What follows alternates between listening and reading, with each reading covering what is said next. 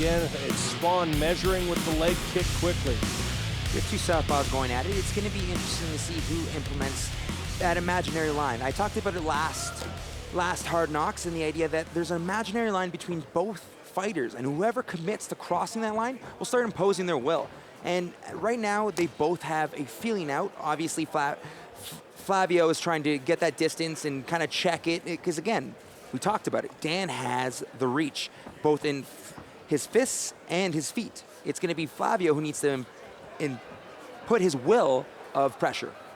And again, this start indicative of what we were talking about earlier when you see the difference between amateurs and professionals. They are going to measure, they are going to find their range, they are going to figure out where the other guy's holes are before they're going to attack. It certainly becomes more of a 15-minute chess match than a 15-second grudge match. Yes, and it also helps the cause to do so when you start taking on the middleweights and up. Every single punch will count. There you have it. The explosiveness of Dan right there. If he was to touch and cross that line and get that button, it could be lights out. Yeah, Dan Spohn certainly capable of putting somebody on their back with two 10-second knockouts, but could be in trouble here as Flavio Magon landed a right hand that seemed to stagger Dan Spohn. Even if it didn't connect, it was the ability to go forward and get what he wants. He is in a dominant position, and this is where his jiu-jitsu can reign supreme. On top now is Magon.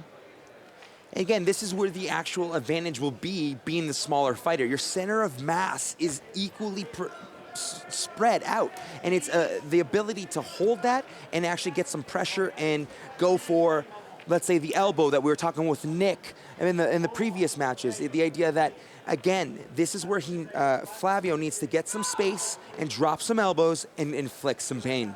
And there's been a couple elbows already on the top from Magon, now punishing the midsection of Dan Spohn, trying to find an opening. It's that soften him up, and you can look for a submission because you force him to defend somewhere else, yep, which allows you to find a submission somewhere else. One of the things you need to look at the diagonal line that Flavio has on his opponent. Dan underneath him is considered, again, if you're going to look at it, it's an S. That's where your power comes from. Both ends, either your kick and your punch from both sides of, let's say, the shoulder or the hips. And when Flavio is able to pull that S and flatten it out to, let's say, a diagonal line, that's where the rest of the power and the ability to escape in a situation like this. And you can already see a mark on the leg from Dan Spohn. That gives you an indication of what Flavio's kicks have done. And Flavio on top now and continuing to grind now. 2 minutes left in the first round as Flavio Magon now trying to find the back of Dan Spohn. Again, Spohn had trouble the last time he was here, suffering a loss to Rodney Wallace because he could not get off the ground. And we'll see if he's able to here, but Magon doing a good job of advancing his position and now taking the back of Spohn. That's exactly right. He obviously looked at the tape of Dan in the sense that there are weaknesses, and if you were able to inflict the same game plan as someone that did so successfully, one would have to assume the same success would be onto you. And if not, even though Flavio has not been getting, let's say, any shots off, there is control, there is a grueling pace of just riding someone as a backpack. Being the backpack is very demoralizing and also physically taxing. Dan will probably make it to the next round, but you've got to think that he's in the deficit of confidence. Just 1 minute remaining here in the first of 3 rounds here in this main event between Dan Spohn and Flavio Magon. Spohn doing a little better here to escape the clutches, but now those hooks are in, and you can look for Magon to try and flatten Spohn out, but he's got short time left to do so with just 40 seconds remaining in round 1. Yes, Flavio just really needs to just kind of keep doing what he's doing. It's not pretty, it's really ugly, but grueling. And like we said, here's where he's starting to open up and making it basically rain punishment on his opponent, who he's been controlling this whole round. And those punches to the midsection landing as well. You can hear them land from our broadcast position on the other side of the cage.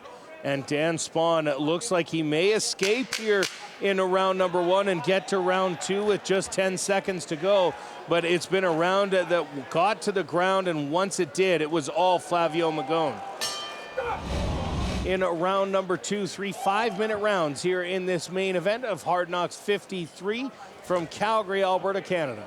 I want to see Dan start to put out punches. The jab is his best friend. With this much reach, you can't kick the inside of a fellow southpaw like that and expect him not to try and grab you, clear the distance, and do exactly what he just did.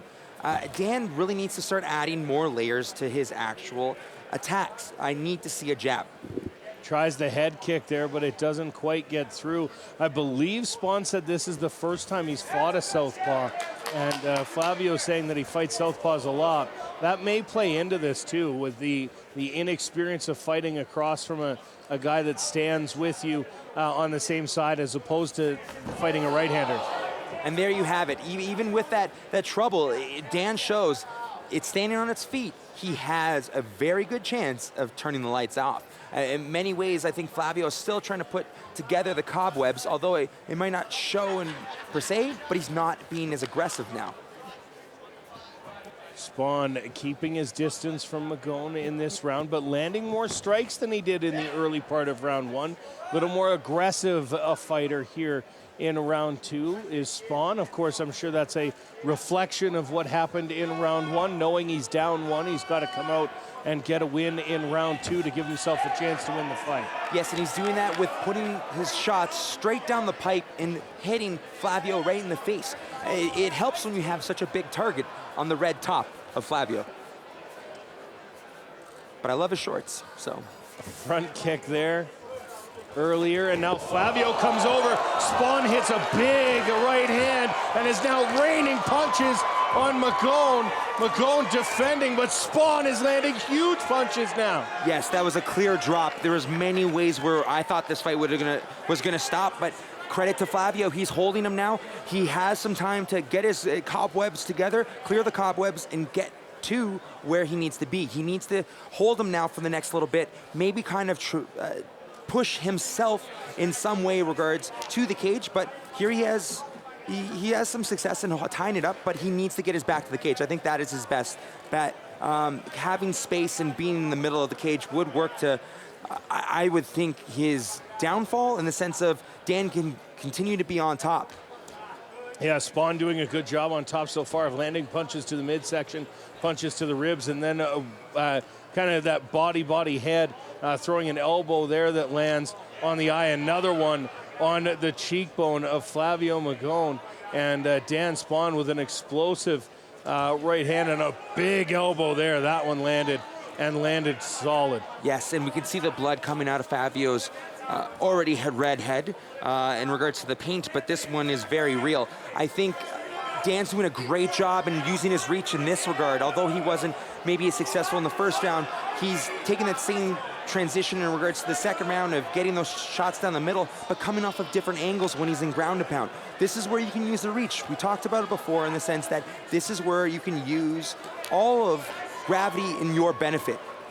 Again, punches in bunches from the top from Dan Spohn, and he has landed a number of elbows that have bloodied his opponent. Flavio Magon, after such a dominant round 1 on the ground, is eating a damage here on the ground in round 2, and Dan Spohn is swarming. Yes, and it's not pretty, but it is very much successful. One might not call him an artist. I would, maybe Meryl Streep wouldn't, but I think in many ways he is painting a very bloody canvas with his opponent. Yeah, absolutely. Dan Spohn is making a mess in there right now, both of our canvas and of Flavio Magon. Oil painting, nonetheless. Spohn now on top, working his game. Again, it's been the same thing since this has gone down to the ground with Spohn on top. It's been punch, punch, elbow, punch, punch, elbow, and so far so good for what's going on here with Dan Spohn as he continues to just work very effectively from the top. Yes, it's messy, not even talking about the blood, the sweat. It's just effective nonetheless. Again, if you can't see where the punches are coming via both the elbows coming down on you or the blood in your eyes, it's very successful.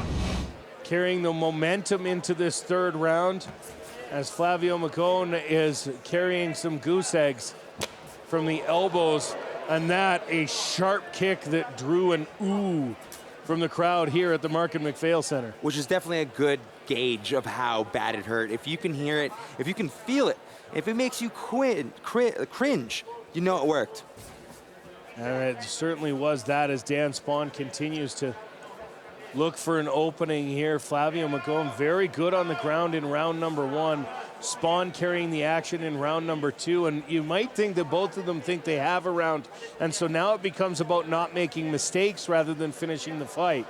And that can be what separates the guys in the UFC from guys fighting here. These guys are looking to get to the sport's highest level, and that killer instinct can be a big part of that. Yes, very much so. And even with Dan, again, putting the pressure and showing that any punch could finish this, Flavio, before that, threw his own combination. So both men are very much in this fight and very much have a chance. And if you see Flavio kicking Dan like that, it's going to start chipping away at the pep in his step. And he's not going to be able to cross that line and get a hold of Flavio. So Flavio needs to be more active, but I like what he's doing. And especially after a round where he was on the bottom in such a violent way. Dan Spohn landing a couple shots there. Magon keeps coming forward. Again, both fighters landed a big punch that led to a takedown, that led to dominant ground game in each of the rounds. Both fighters exchanging that, and Spohn certainly looking fresher here. And it's an unfortunate consequence of having some cuts as Spohn lands a couple nice punches. When you're bleeding like that, all that's going to do is put in the mind of the judges that you're bleeding and that the other guy has done much more damage than you have. Even if you're both still landing solid punches, it's the damage that's going to look that way.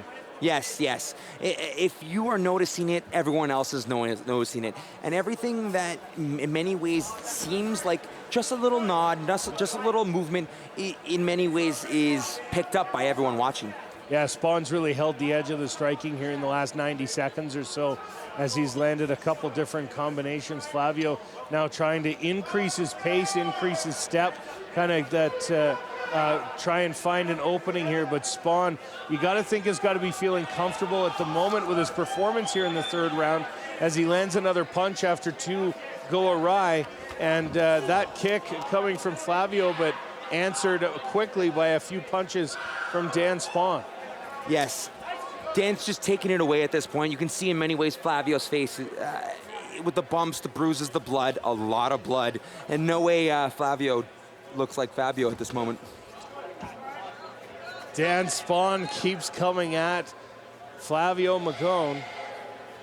But you got to give a lot of heart to Flavio. And in many ways, he's still there. He's standing. He's looking. He's trying to get a piece of his opponent. Kudos off to him. At this point, when you have fighters that in many ways have the experience with both wins and losses, they've been in situations here before.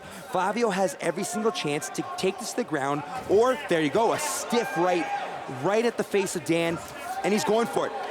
In many ways, with 1 minute left, he has nothing to lose. I think he needs to push forward and try and drop Dan to get the second round. Yeah, at this point, I think Spohn's leading in the striking in round 3. Flavio coming forward, a nice takedown there, which takes away the knockout from Flavio Magon. It leaves the puncher's chance from the bottom. You can't knock somebody out from the bottom, but it's a hell of a lot more difficult. Yes, and Flavio still has the chance to do many different submission attempts. He has the control right now. He needs to get some space and create a scramble and try and grab something. 30 seconds is a long time, but not a long time at all. Flavio needs to do something. This is where he does not want to be. And Dan, in many ways, can just stand up, get some posture, and tee away for the last 20 or less seconds. Yeah, you got to think with the takedown in combination with the striking, Dan Spohn will be looking at a win here if it gets to the judges' scorecards. With 10 seconds left, he's looking to finish, and a big dropping right hand. Flavio gets back to his feet, and these guys throw to end the fight. Big smiles, big hugs from these two competitors in our main event. What a fight between Flavio Magon and Dan Spohn, who will likely pick up a decision victory here at Hard Knocks 53.